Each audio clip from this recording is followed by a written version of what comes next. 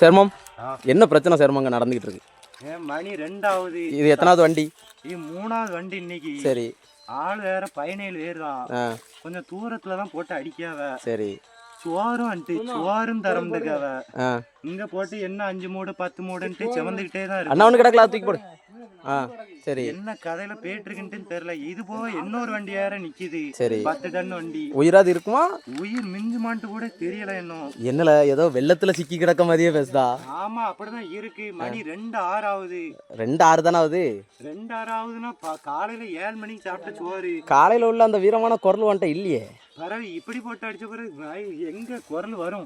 பேருமோ சொல்லிட்டு உனக்கு என்னல பிரச்சனை? பெரிய குடல் இருக்கலாம். ஆமா. அது வந்து என்னோட சின்ன குடல சாப்பிட்டுட்டு இருக்கு. ஓ, பெருசு சின்னதை உழுங்குது. சோறு இருக்கு, அது சாப்பிடக்கு எனக்கு வாய்ப்பு கிடைக்க மாட்டேங்குது.